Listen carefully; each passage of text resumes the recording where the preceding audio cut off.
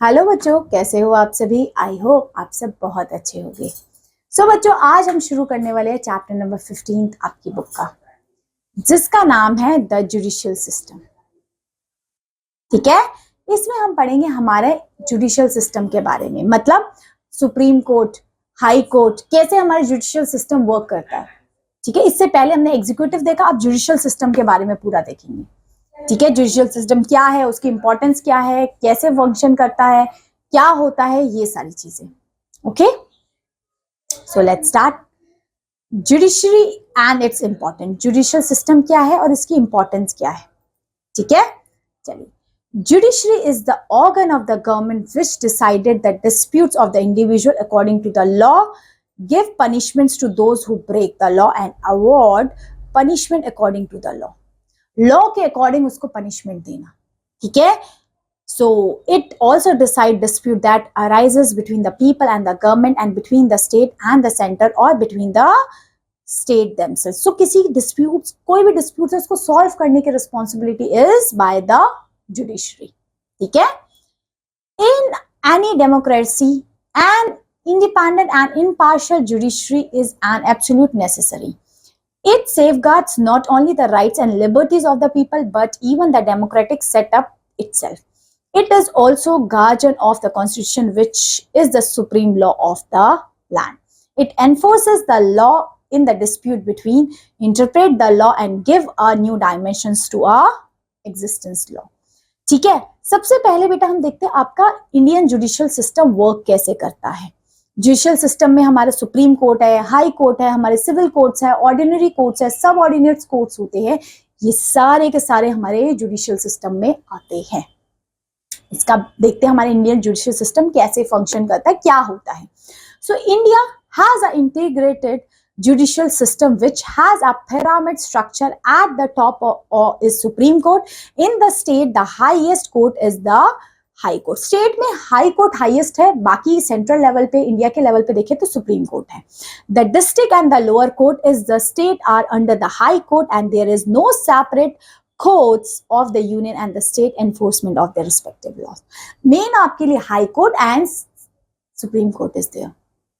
Okay, सबसे पहले supreme court के बारे में देखते हैं। सुप्रीम कोर्ट क्या है, कैसे इलेक्शन किए होते हैं, इसमें कैसे अपॉइंटमेंट्स होते हैं, कितने जजेस होते हैं, कितने टाइम पीरियड के लिए होते हैं, ये सारी चीजें। The supreme court of India.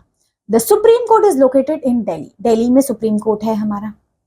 It is the highest and the final court of the law of India. It is responsible for the protection of the constitution and the right and the liberties of the people. ये हमारे constitution की protection के लिए बनाया करते हैं supreme court of India. अब composition क्या है सुप्रीम कोर्ट का। Composition, the supreme court consist of the chief justice and 33 other जजेस यहाँ पे होते हैं। The number of its judges is fixed by the parliament. Parliament में ये fixed होते हैं number of judges. This number can be increased by the act of parliament. In number of judges को हम increase कर सकते हैं by the parliament act. ठीक है, अब देखते हैं चीफ जस्टिस एंड अदर जजेस होते हैं जो सुप्रीम कोर्ट में, उनका क्या फंक्शन होता है, कैसे अपॉइंट किए जाते हैं। सो chief justice head the supreme court. Chief justice head होते हैं हमारे सुप्रीम कोर्ट के। किसके बेटा? सुप्रीम कोर्ट के। He is appointed by the President of India. So ये President of India के उस पे अपॉइंट किए जाते हैं। Other judges are appointed by the President in due consultation with the Chief Justice of India. The qualification essentials to become judges of Supreme Court are as follow. तो qualification आपको ये चीजें चाहिए होगी अगर आपने जज बनना है सुप्रीम कोर्ट का। क्या क्या चीजें? सबसे पहले आपको सिटीजन होने चाहिए इंडिया की, और दूसरी चीज he should be a advocate at least of 10 years experience or a judge of a high court for 5 years or a distinct jurist in the opinion of president. तीन चीजें होनी चाहिए, या 10 साल से एडवोकेट हो, 5 साल से हाई कोर्ट में हो, या फिर कोई एमिनेंट जूरिस्ट हो, अच्छा एकदम जूरिस्ट हो in the I of president of India, तभी वो बन सकता है आपका क्या जज supreme court. Getting my point? अब इनका टर्म क्या होता है, टर्म ऑफ ऑफिस क्या होता है इनका। So the judges of the Supreme Court retire at the age of 65 years. 65 as पे ये रिटायर होते हैं। कितनी as? 65. If found guilty of misuse of authority, they can be removed from his office by the president. अगर कोई गलत काम करते हैं तो इनको अपनी पोजीशन से हटा भी दिया जाता है in the consultation of President of India. अब इनका जुरिडिक्शन क्या होता है, इनके पास क्या पावर्स होती है, the powers of supreme court, कौन कौन सी पावर्स होती है. So the supreme court has the 3 kinds of jurisdiction, that is the power to give judgment is under, 2 चीजें होती है इसमें, original jurisdiction and appellate jurisdiction, ये 2 चीजें. अब ये 2 चीजें है क्या? फर्स्ट है original jurisdiction. In certain cases, the Supreme Court is the solely authority to discharge the function. Supreme Court एक हमारी sole authority है जो अपने function को discharge कर सके. Such cases originated the Supreme Court only and include. देखिए कौन से cases directly हम original jurisdiction में Supreme Court तक ला सकते हैं.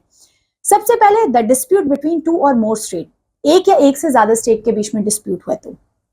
Second, the dispute between the union government and 1 or more state government. State government और यूनियन के बीच में डिस्प्यूट है तो आएगा. Third, cases involving violation of constitution, constitution को वायलेशन हो रहा है तो आएगा.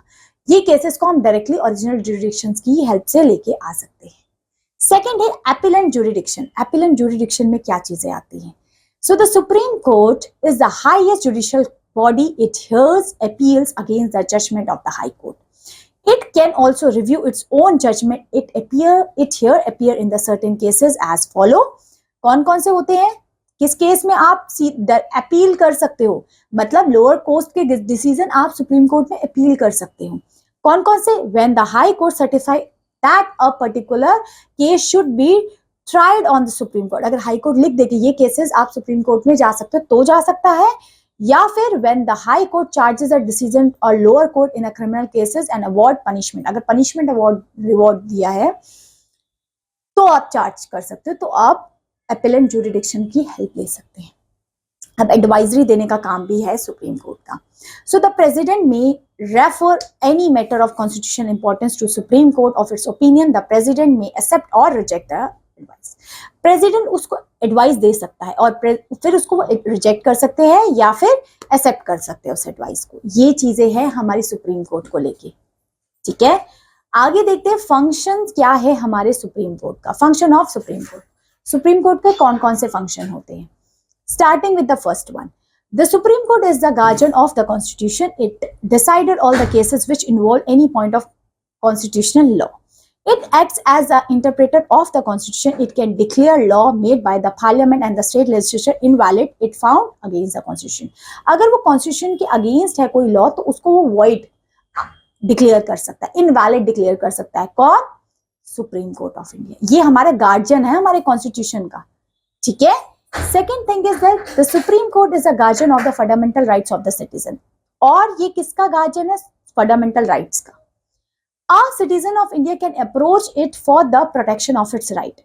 और कोई भी अगर किसी का fundamental rights violate हुई है वो डायरेक्टली जा सकते हैं सुप्रीम कोर्ट ऑफ इंडिया में.